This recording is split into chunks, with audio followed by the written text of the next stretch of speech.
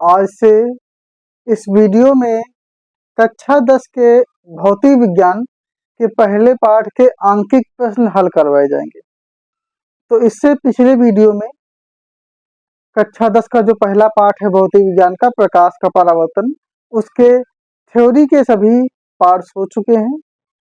तो ये इस अध्याय का छठवां वीडियो है जिसमें आंकिक प्रश्न हल किए जाएंगे। तो बोर्ड पर 4 आंकिक प्रश्न पड़े हुए हैं, इन आंकिक प्रश्नों को हल करेंगे। तो जो पहला प्रश्न है वो है कि एक गोलीय दर्पण की वक्रता त्रिज्या 20 सेंटीमीटर।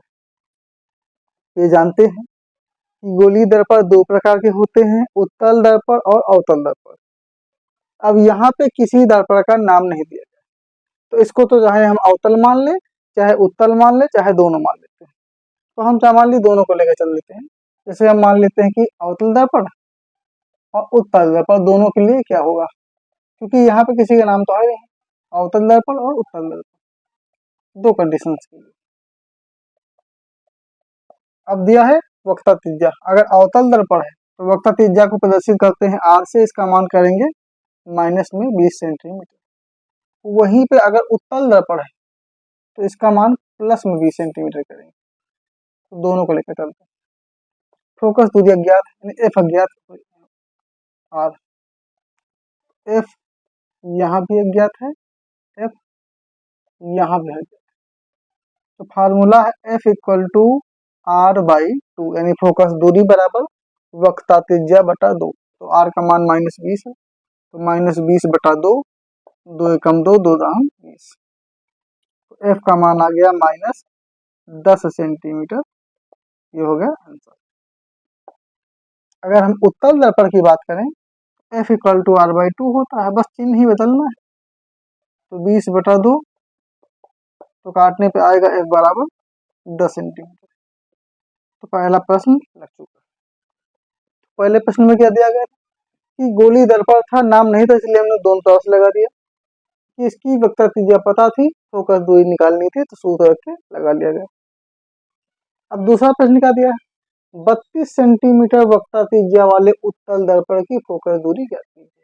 अब दूसरे में दर्पण दिया, तो दर्पण है उत्तल। तो सवाल लगाते समय पहले हम उस दर्पण का नाम लिख लेते हैं, इससे ये क्लियर रहेगा कि हमें कौन सा चिन्ह लगाना है। तो उत्तल दर्पण की बात कर रहे हैं। तो 32 सेंटीमीटर वक्रता त्रिज्या मीन्स आर है 32 सेंटीमीटर। उत्तल है तो प्लस में रहेगा, यानी +32 सेंटीमीटर, प्लस लिखें चाहे ना लिखें। फोकस दूरी निकालनी, यहाँ भी वैसे ही सवाल है। F अज्ञात है, F = R/2 होता है। R का मान 32, 32/2 काट देंगे, 2 एकम 2, 2 एकम 2 बचा 1, 2 × 12।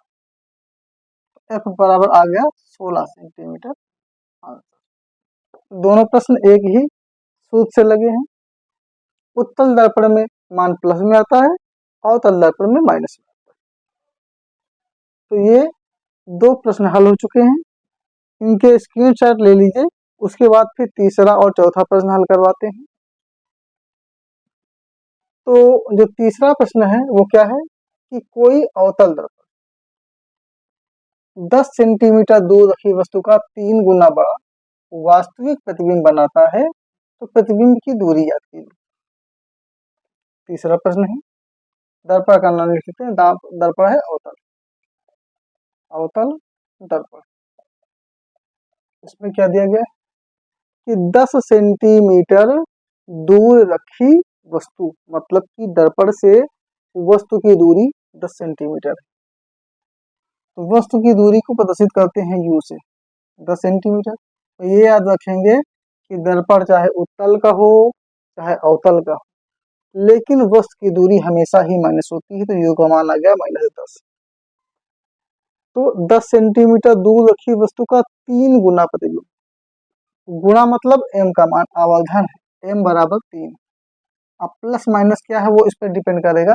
इसके लिए बताए हैं कि यदि वास्तविक प्रतिबिंब हो तो m का मान माइनस होता है, आभासी प्रतिबिंब हो तो m का मान प्लस होता है। साफ साफ लिखा है वास्तविक प्रतिबिंब, तो m का मान रखेंगे -1। अब हमें प्रतिबिंब की दूरी यानी कि v निकालना है, ये प्रश्न है। तो देखिए इसमें v निकालना है, अगर दर्पण का सूत्र लगाते हैं उसमें f आता है, f हमको पता नहीं। तो पहला काम ये है कि हम f को पता करते हैं, जब फोकस दूरी पता चल जाएगी तभी v को निकाल पाएंगे। तो फोकस दूरी निकालना पड़ेगा। तो जो m का सूत्र होता है वो रखते हैं, m का सूत्र होता है m equal to minus v बटा u। तो दर्पण के लिए m का सूत्र ये होता है, यहीं पे जब लेंस पढ़ेंगे तो ये माइनस हट जाएगा, m equal to minus v बटा u। अब m का मान क्या है -3 बराबर माइनस, और v तो पता ही करना, और u का मान कितना दिया है -10। तो ये तो माइनस से माइनस गया कट, तिरछा गुणा करेंगे तो v बराबर -3 गुणा 10, ये 10 के 30, वैसे यहाँ फोकस दूरी की जरूरत ही नहीं पड़ी। तो v बराबर कितना आ गया -30 सेंटीमीटर आंसर। तो सवाल लग गया, फोकस दूरी की आवश्यकता ही नहीं पड़ी, तो प्रतिबिंब की दूरी से निकालनी थी तो निकल गई। तो वस्तु रखा गया 10 सेंटीमीटर पर, तो प्रतिबिंब बना 30 सेंटीमीटर, यानी कि अवतल दर्पण इस मान को अगर चित्र से समझना चाहें तो ऐसे है, मान ली P होता है, यहाँ पे ऐसे ऐसे F हो गया, F और ये C, फोकस दूरी तो पता ही नहीं। अब वस्तु कहाँ पे रखी है 10 सेंटीमीटर, अगर 10 सेंटीमीटर कहाँ पे है तो क्लियर नहीं, लेकिन जहाँ पर भी 10 सेंटीमीटर है उसका 3 गुना प्रतिबिंब बने। जैसे मान लीजिए कि वस्तु यहाँ पर है तो इसका 3 गुना, यानी यहाँ पे लगे यहाँ पर। तो ये बात यहाँ पर है कि अवतल दर्पण से 10 सेंटीमीटर दूर रखी वस्तु का 3 गुना बड़ा वास्तविक प्रतिबिंब बनता है। तो वास्तविक बनता तो उल्टा बनेगा और प्रतिबिंब क्या हो रहा है बड़ा भी बनेगा। तो यहाँ पे जितनी बात पूछी गई वो तो हमने बता दिया। तो ये पूछा गया है कि प्रतिबिंब की दूरी क्या होगी, तो प्रतिबिंब की दूरी यहाँ पे निकल रही है -30 सेंटीमीटर। तो इसका स्क्रीनशॉट ले लीजिए। अब उसके बाद हम चौथी बात करते हैं। तो चौथा प्रश्न क्या है, किसी ऑटोमोबाइल में पीछे का दृश्य देखने के लिए उपयोग होने वाले उत्तल दर्पण की वक्रता त्रिज्या 3 मीटर है। यदि एक बस इस दर्पण से 5 मीटर की दूरी पर है तो प्रतिबिंब की स्थिति तथा प्रकृति ज्ञात कीजिए। इसको मिटाते हैं, इस बार दिया है उत्तल दर्पण। तो उत्तल दर्पण, अब पहले प्रश्न को समझना पड़ेगा कि प्रश्न कह क्या रहा है। तो ऑटोमोबाइल में पीछे का दृश्य देखने के लिए उपयोग होने वाले उत्तल दर्पण की वक्रता त्रिज्या है 3 मीटर। तो वक्रता त्रिज्या यानी आर का मान, उत्तल है तो प्लस में 3 मीटर। अब यदि बस इस दर्पण से 5 मीटर की दूरी पर, यानी आगे ऑटोमोबाइल उसके 5 मीटर पीछे बस, तो पीछे बस है यानी जो बस होगी यहाँ पे वस्तु का कार्य करेगी। तो बस की दूरी जो हुई वो वस्तु की दूरी, बस वस्तु की दूरी होती है माइनस, तो -5 मीटर।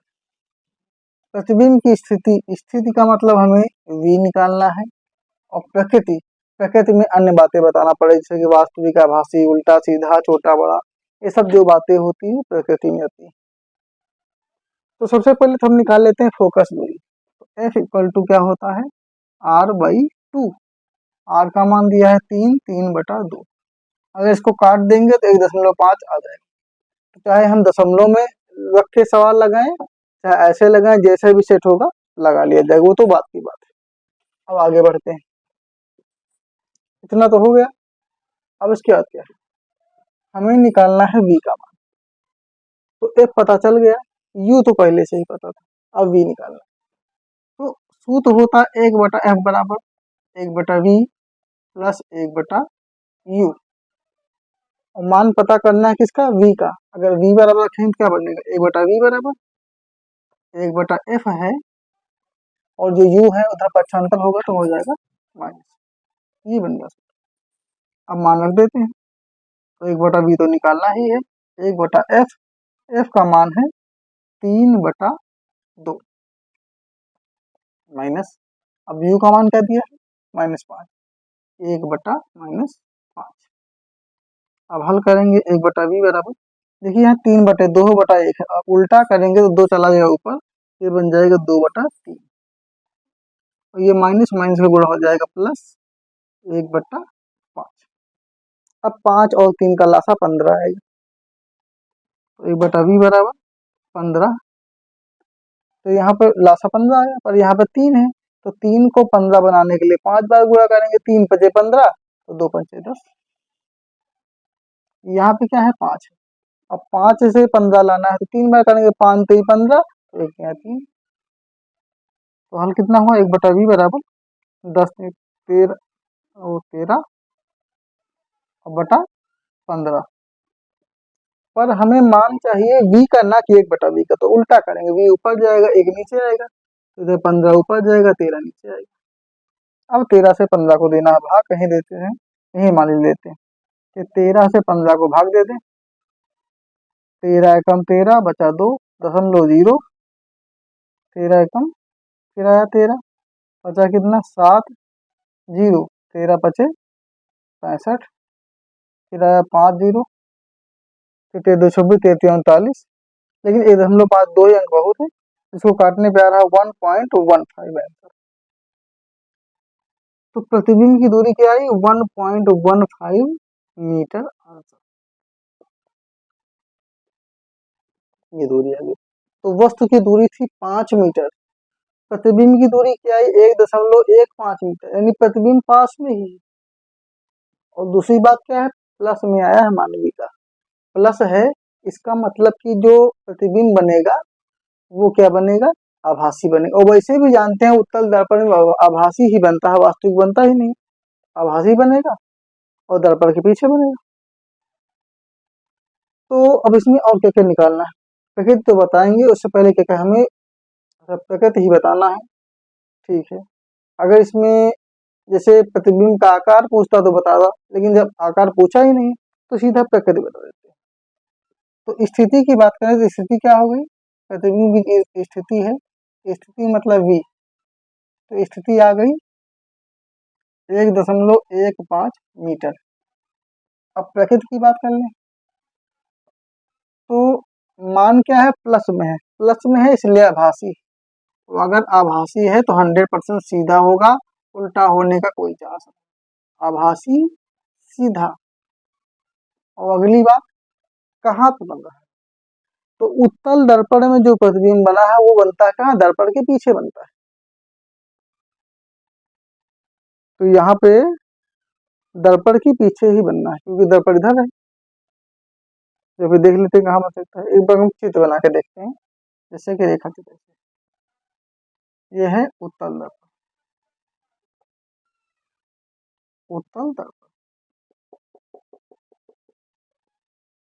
तो ये P है, यहाँ पर F, यहाँ पर C। अब फोकस अगर देखा जाए तो 3/2 काटे तो होता है 1.5, यानी 1.5, 1.5 मतलब ये, प्रतिबिंब क्या बना 1.15, यानी प्रतिबिंब इधर ही बन रहा है, यहाँ कहीं। तो वस्तु कितनी दूरी 5 मीटर, यहाँ पे अगर हम 1.5 मानते हैं तो 1.5 दूना 3 4.5, यानी वस्तु लगभग यहाँ कहीं होगी, इतनी दूर पर मान लीजिए वस्तु, इतनी दूर पर वस्तु है, सीधा की रट जाएगी, टकराकर F से गुजर जाएगी। दूसरी बार हमें डायरेक्टली C से गुजारना है, जब C से गुजारना जैसे क्रॉस करेगी तो हाँ इसको भी काम पे डॉट डॉट लाइन होती है, तो सीधे हम दिखाते हैं, तो डॉट डॉट लाइन गई, ये भी डॉट डॉट लाइन जाएगी, तो टकराकर यहाँ पे बना है प्रतिबिंब, वही हमने बताया कि प्रतिबिंब क्या बना है F के थोड़ा पहले। तो स्थिति क्या हुई कि ध्रुव व फोकस के बीच, यानी कि जो प्रतिबिंब बन रहा है ध्रुव यानी P, तो ध्रुव व फोकस के बीच, पीछे नहीं।